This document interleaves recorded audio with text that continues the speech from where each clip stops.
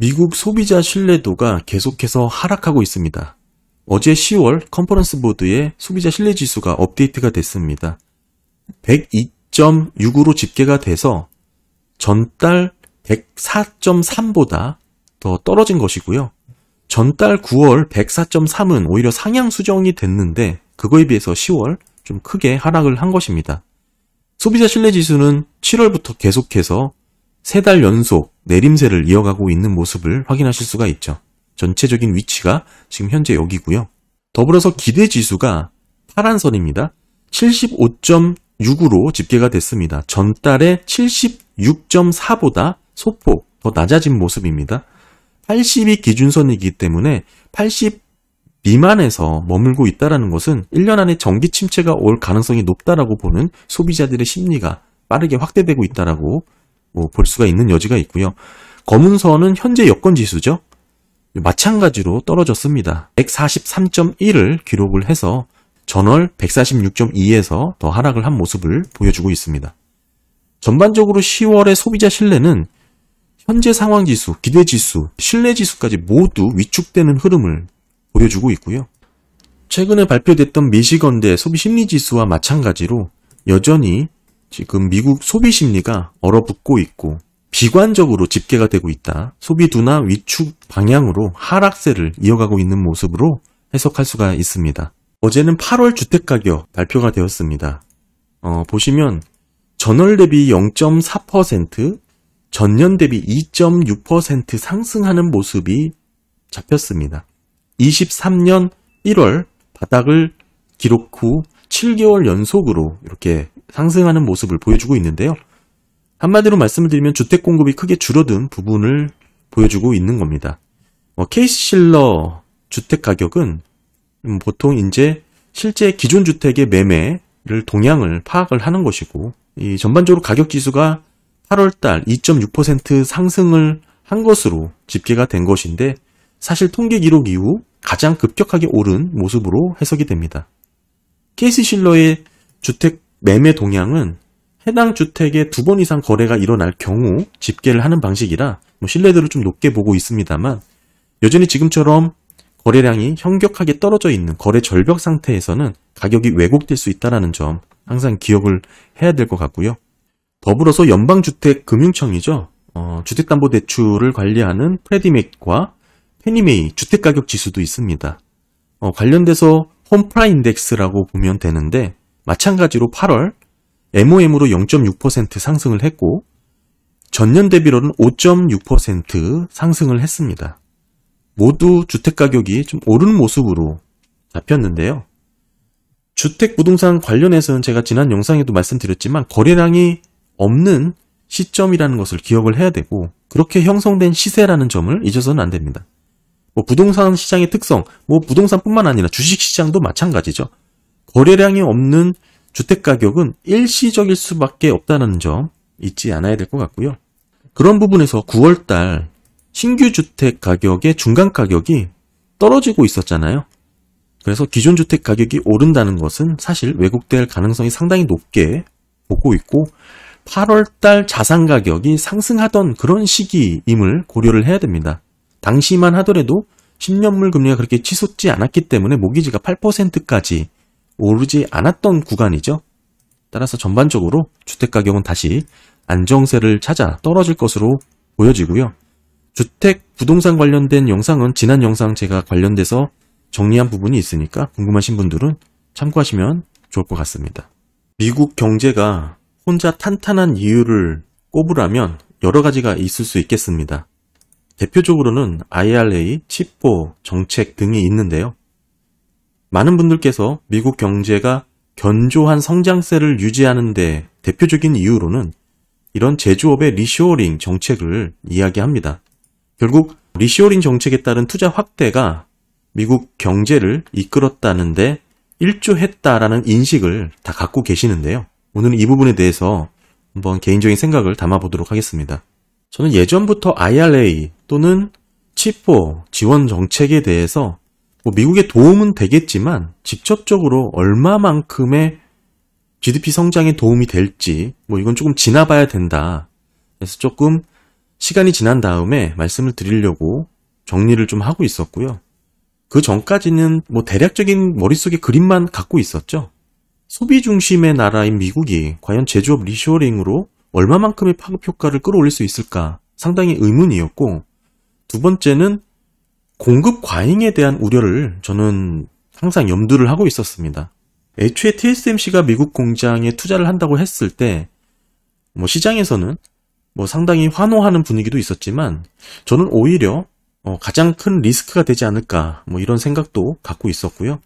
기본적으로는 IRA, 칩스법 등 현재 미국에 도움이 안 되는 건 아니지만 생각만큼 그렇게 엄청난 수혜를 받는 파급적인 효과가 있는 것도 아니다. 저는 그렇게 보고 있습니다.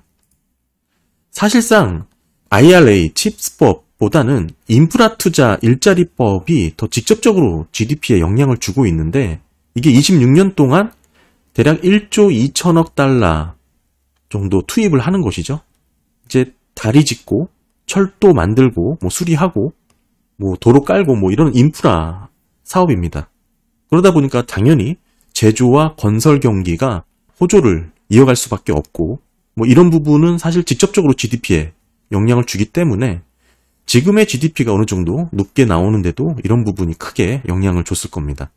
이 사진도 TSMC의 애리조나 공장으로 보여지는데, TSMC 입장에서는 팹 21이라고 명명하죠. 애초에 계획이 24년 준공이었는데 1년 미뤄서 25년 준공으로 변경을 했습니다. 뭐 이와 관련해서도 장비 납품 일정 연기 요청이 함께 있었죠. ASML의 핵심 EUV 장비까지 포함을 하냐 안 하냐로 뭐 설왕설래가 많았는데, 최근에는 EUV까지 포함하는 것으로 분위기가 이어지고 있습니다. 게다가 미국에 건설하게 되는 TSMC의 팹 21 애리조나 공장은 5나노와 3나노 생산 시설을 갖추는 거기 때문에 첨단 노드죠. 따라서 어찌 보면 미국의 IRA 대표적인 법안의 상징이라고 볼 수도 있고요. 지금 현재 공장의 공정률이 늦춰지고 있다는 것은 상당한 의미를 주고 있다. 저는 그렇게 보고 있습니다. 표면적인 이유로는 숙련된 인력 공급의 차질이라고 하고 있지만, 사실 그 내막에는 여러 가지 복잡한 내용들이 얽히고 설켜 있는 것으로 확인이 되고요. 반도체 공급망 전체를 옮겨야 되는 만큼 사실 이건 생산 비용 대비 경쟁력이 떨어질 수밖에 없는 그런 프로젝트입니다.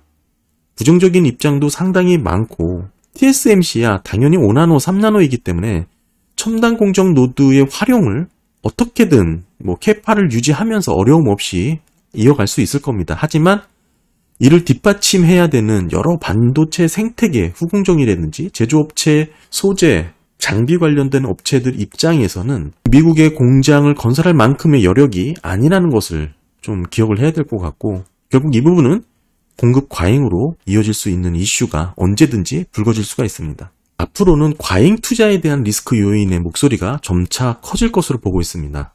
왜 이렇게 생각하냐면, 지금 핵심은 공급망에서 중국을 제외한다라는 건데, 그동안 오랫동안 글로벌 공급망은 중국을 중심으로 형성이 되어 왔습니다. 이게 지금 칼로 자르듯이 미국 중심으로 쉽게 개편할 수 있는지는 누구도 장담할 수 없는 그런 부분이 있고요. 현실적으로 얼마나 어려운 일인지 지금도 사실 일어나고 있습니다. 중국의 노동력을 대체하거나 원자재 접근성, 이것을 무시할 수는 없다, 뭐 이런 얘기죠. 따라서 기업들이 생산시설 자체를 모두 중국을 배제하고 결국에는 미국으로 옮겨갈 수 있는지에 대해서 근본적인 우려가 나오고 있는 겁니다.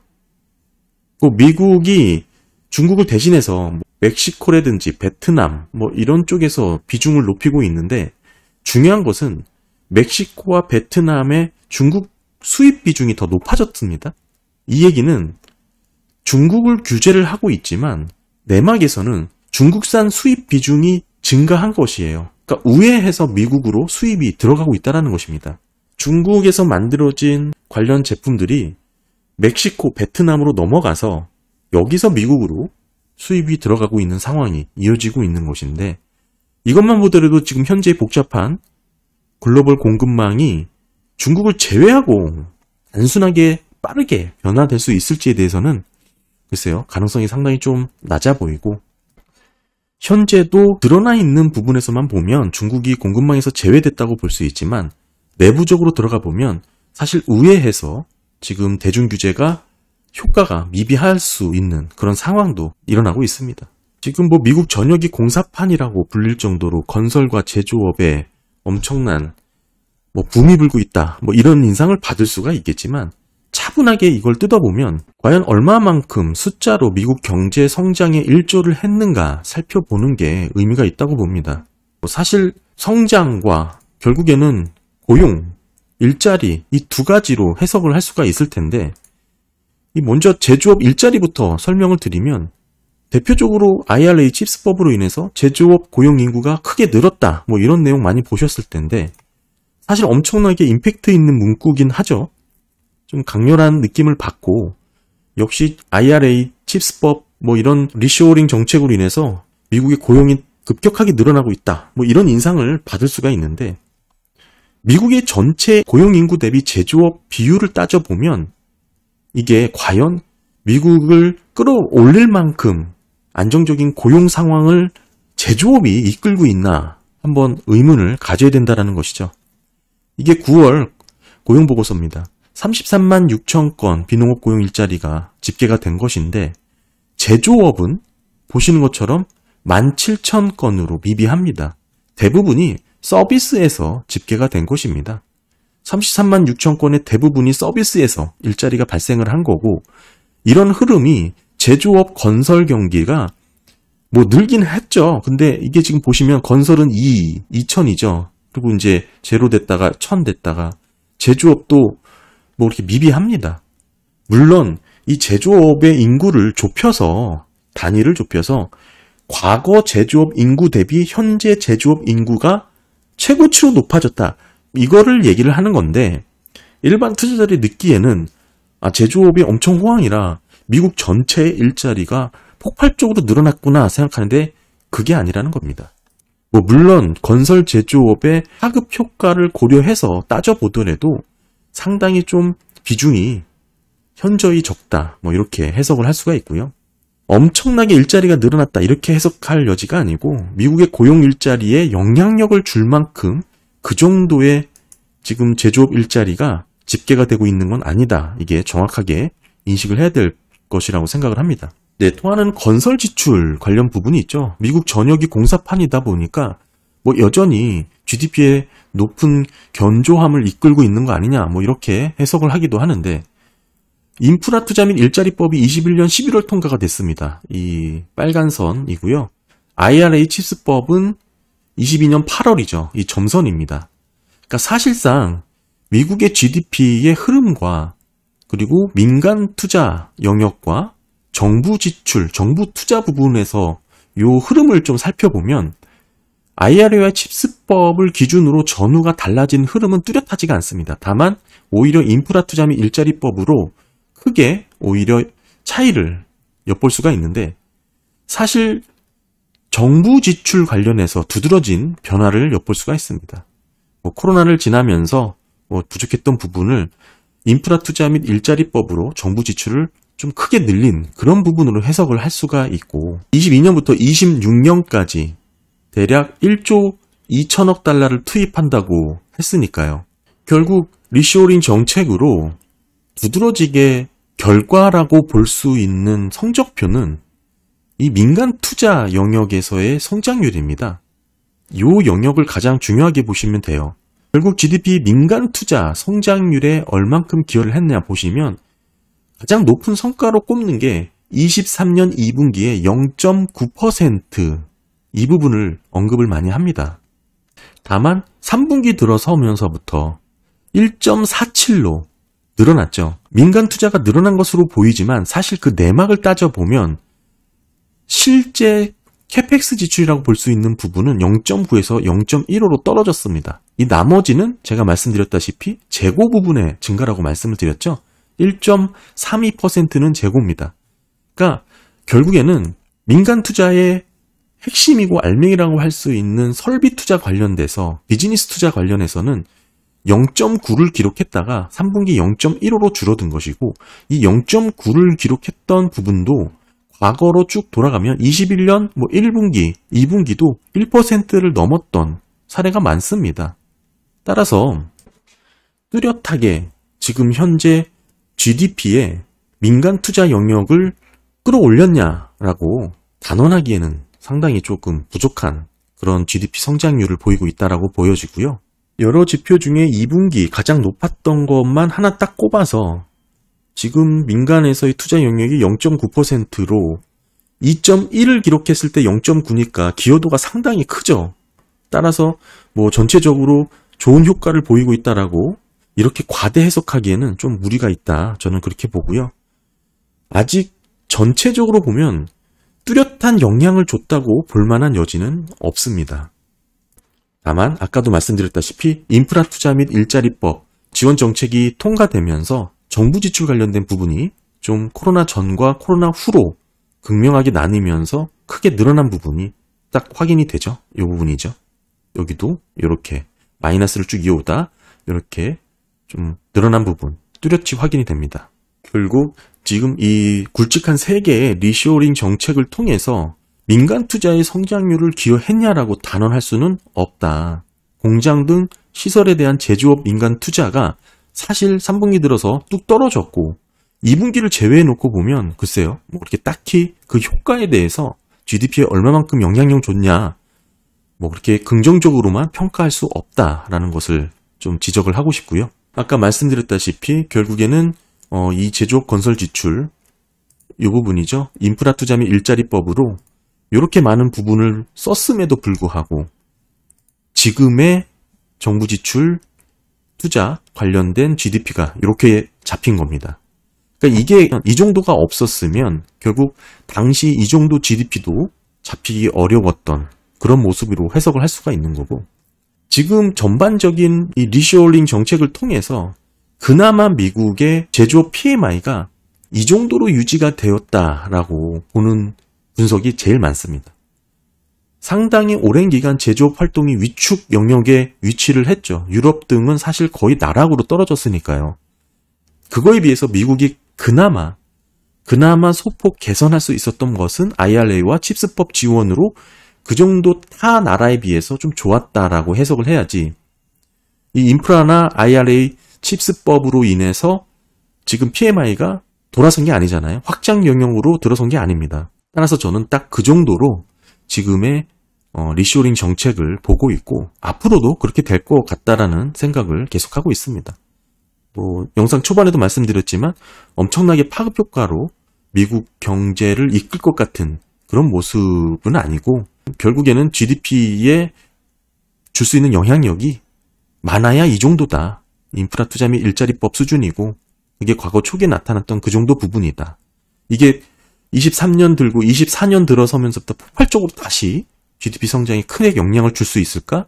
그건 아니라고 보고요. 일자리 관련해서도 엄청나게 많은 일자리가 늘어날 것 같다라고 하지만 결국 보시면 매달 한 2만, 3만 정도 늘어나서 1년에 한 30만 정도 늘어나는 겁니다. 신규 일자리가. 그래봤자 전체 일자리로 놓고 봤을 때는 이 정도 비중이 그렇게 낮다. 오히려 서비스에서 일자리가 차지하는 게 압도적이기 때문에 정말로 IRA로 인해서 미국의 일자리가 크게 늘어났냐? 이건 의문이다. 이렇게 봐야 되고요. 저는 여전히 공급 과잉에 대한 우려 상당히 좀 심각하게 생각을 해봐야 된다라고 말씀을 드리고 조금 더 나아가서 정리를 해볼 만한 부분은 지금 아무래도 대선 국면이다 보니까 트럼프 관료들이 많이 참여한 싱크탱크가 있죠. 헤리티지 재단에서는 2025년 IRA를 폐지해야 된다라는 관련 보고서를 내기도 했습니다. 그러니까 이게 정치적으로 상당히 좀 첨예하게 이슈화된 부분이 있고 물론 그렇다고 해서 관련된 지원이나 이런 것을 모두 다 뜯어 고칠 것 같지는 않고 이름을 바꿔서 바이든이라는 이름을 지우고 트럼프 이름으로 새로운 이름으로 하겠죠. 유사하게 흘러가겠지만 여러모로 지금 말씀드린 이런 폭발적인 파급 효과로 미국 경제를 압도적으로 이끌 만한 정책으로 글쎄요 꾸준히 이어질지는 조금 지켜봐야 되지 않나 그렇게 생각을 합니다. 네, 관련해서 내용 한번 살펴봤습니다. 감사합니다.